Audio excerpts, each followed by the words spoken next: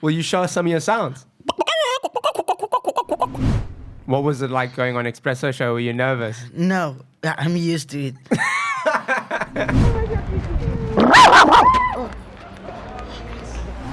What's up, everyone, and welcome to the Wide Awake podcast. Are you ready? Today, we have a bit of a different episode. It's going to be a short one, and I know it looks like we're in our normal studio, but we've actually moved the studio to a farm for the week. So if you hear any animal noises, just ignore it.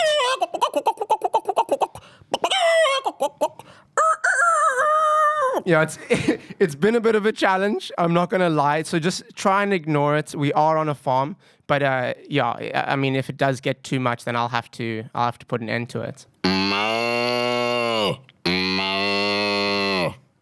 It's literally been quiet the whole day, and as soon as we start recording, suddenly there's just animals everywhere. Let me just go and try and keep them down. I'll just tell my mom. Ma, please keep the animals down, please. Just put them away for 20 minutes. Okay.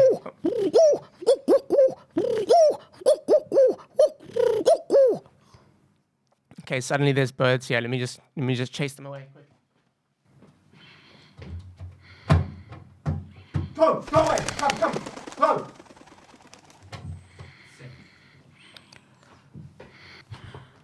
Okay, we should be good. Let's I'm fucking losing my mind here. Please keep the dogs down, Ma. Please, just lock them away. Please.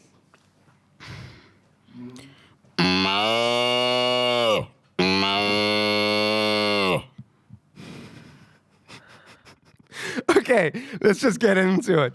What's up, guys? My name is Josh Rubin, and this is the Wide Awake podcast. Today, I have an amazing guest. It's going to be a short episode, but a really funny one. Today, my guest is William Jafta. He's a South African street performer, and he has been making animal noises for a very long time, and he's become quite famous doing so. So, let's jump straight into it. Welcome to the studio, man. Hi, welcome. It's nice to have you. Did you just say welcome to me? It's a pleasure to be here. Are you doing the interview today? So, just introduce yourself a little bit. I'm from Paul. I'm born in Paul. Grew up by my grandparents. And I'm still staying in Paul with my brother and sister. And my aunt and her children. So, from the age of 4 years, I started to listen to the animals on the farm. I grew up on a farm. And that's where everything starts. I listen to the animals, practice my voice while I'm practicing. Just look at the animals to see how they're reacting on the sound that I do. And did you used to spend a lot of time with animals on the farm? Yes. Did you have a lot of friends growing up? Yes. Not a lot of friends. We was just a few houses on the farm, but there was a few friends on the farm. And was it just that you felt like you connected to the animals? Yes. In what way do you think it was? It's like to understand and so that they can more be close into what they need, and sometimes we don't know what they need and really what they want. And do you feel like you can speak to the animals? Yes. And I mean, when did you start street performing? I start when I was at grade 4. Then I used to do ball dance at school, and that's how I started to do street performers to collect money for the ball and stuff. In grade 4, you said? Yes. And I mean, can you tell us about the first time you ever did that? Like, what people's reaction was? For the first time, I stand in front of Pick and Pay in Paul, where it was on a corner of, yes, at the gate, the door of Pick and Pay and Absa. And I just go and sit there and do my stuff, and people was looking, where does the animals come from in town? There's no animals in town. But they were hearing them. Yes.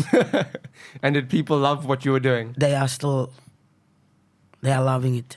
I can see people love what you do. It's not often that you just stop and have a really good laugh. Yeah. But I found myself today when we were recording, I just couldn't stop laughing. And I find it's a rare thing because you get a lot of there's a lot of moments where you giggle and where you smile. But to meet a stranger and be able to laugh out loud Yes. and properly laugh, it's a rare thing, you know? Yeah, but for me, it's nice. Some people, they don't like it, and afterwards, when they sit down at the restaurant and they look what I'm busy with, and then they start to love everything that I'm busy with, and they give me comments about what I'm doing. And why do you do street performing? At the moment, I don't have work, and that's what I'm doing for a living, to get something into the house every day and to make people happy and forget about the bad things that they going through and stuff. Will you show us some of your sounds?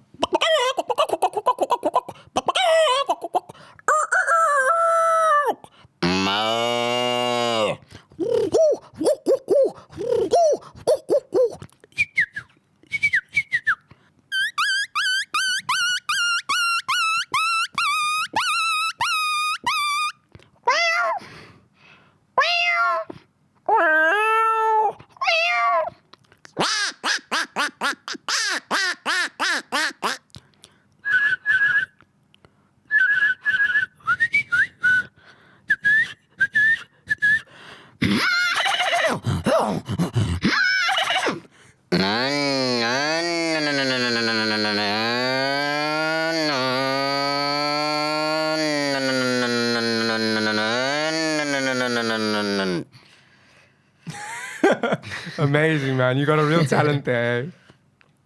Yeah, so that's actually what I'm doing, and I'm still working on more every day. Can you tell me what a day in your life looks like from the time you wake up to the time you go to sleep? For me, it's like normal for like entertaining. It's like in the morning, wake up, I pray before I leave home, and then I go out and see what I can do at Stellenbosch, Simonstown, Hout Bay, also here at Blouberg and Franschhoek. And how do you get to these places? I travel with taxi or bus. Because Paul's a far way to go, you know? Yes. It's a long drive. So you were saying to me earlier that just to get here today, Yes, it cost you 70 Rand. yes. And then to get home, it cost you another 70 Another Rand. 70 Rand. So before you make any money, you've already spent 140 Rand basically. Yes, Which isn't, it's a lot of money, eh? it's a lot. And are you able to support yourself doing this work? At the moment, I can support myself and my brother and sister and my aunt, my family actually. So basically, everything that I get, it's helpful. And are you the only one that makes money for your family? At the moment, my aunt don't work now at the moment, but she did throw in her CVs by places. She's waiting And your brother and sister? at school. And are you supporting them at school? Yes, Just from doing this work? that's correct. And when did your first video go viral? That's when I was at Green Market Square the first time. When I started to do Cape Town, and so that's where everything starts. And what was that like for you when that happened? It's, for me, it's like something bigger is on my way. But I'm not in a rush to get something bigger, but I feel it's gonna come. So you've been working for so many years and then finally people realized what you were doing, you know, Yeah. and people saw what you were doing, and how did that make you feel? It makes me happy, and it feels that something is gonna come up. I find that a lot with people, you know, especially in South Africa. Everyone works so hard, and a lot of the time there's very little recognition for the part you play in society, you know, Yes. whether it's working construction or working as a waiter. A lot of the time it's very hard work, but very low paying. Yes. So when you finally get some recognition like you did when your videos did so well, I mean, it must have felt amazing. Yes, because a lot of people told me, like, they saw me on TV, on the news, and everywhere.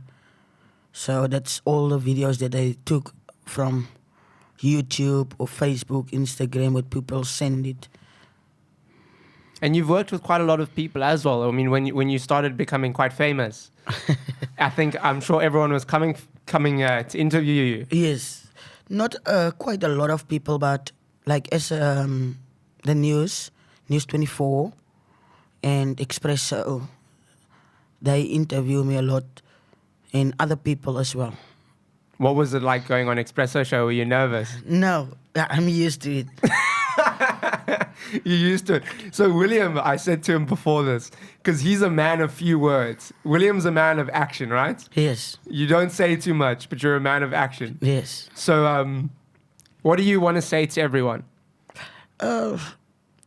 If I told us if there's anyone out there who can help me or support me, I will be very thankful for the support. So if anyone sees you on the street performing and Yes. stuff, just to come and Yes, show their support and Yes. have a good laugh with you. that's correct. Is that what's most important to you, making people laugh, Yes, happy. making their day better? Yes, that's what. It's an amazing thing, you know. It's a great thing to strive for, making other people happy. Yeah, that's correct. But anyway, I knew this was going to be a very short interview. So me and William actually went out onto the streets and I'll tell you a quick story. So the first time I met William was a few days ago, and I was just talking to him when I met him, and I was like, we should do this interview. And while we were walking, he just starts walking away from me. I didn't know where he was going. He walks behind this lady and goes, so he starts doing his barking noise, and she got such a fright that she just jumped up, and I just started canning myself because I had no idea what was going to happen. So I thought it would be awesome to do a short interview and then go out and just have some fun with it. And that's what we did earlier. So I'm about to play that footage now.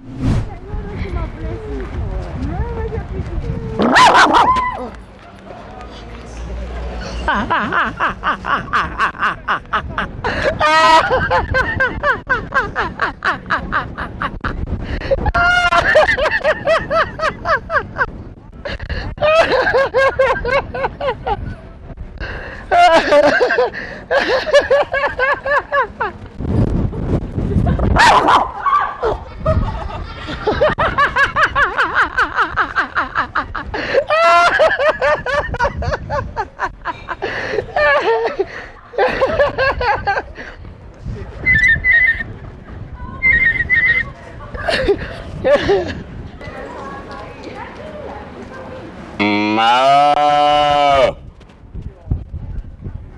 No.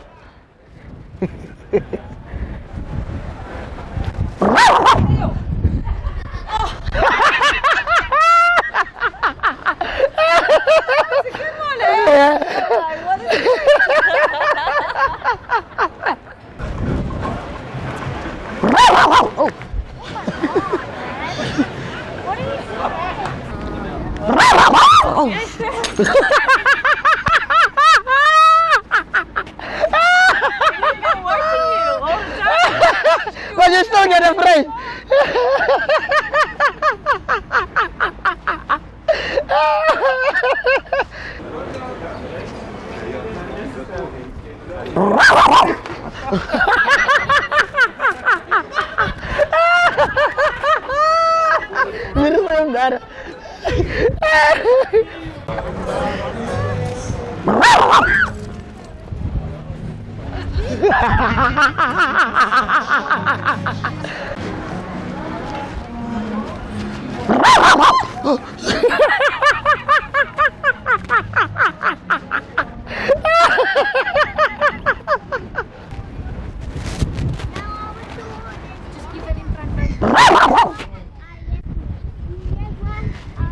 Under the car.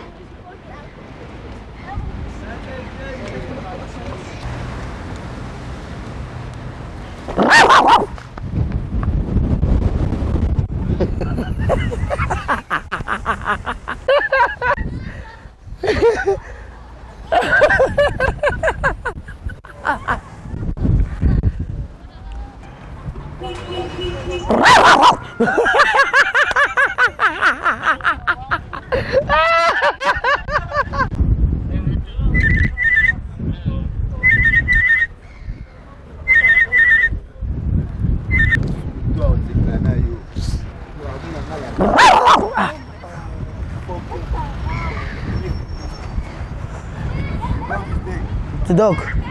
It's under the car.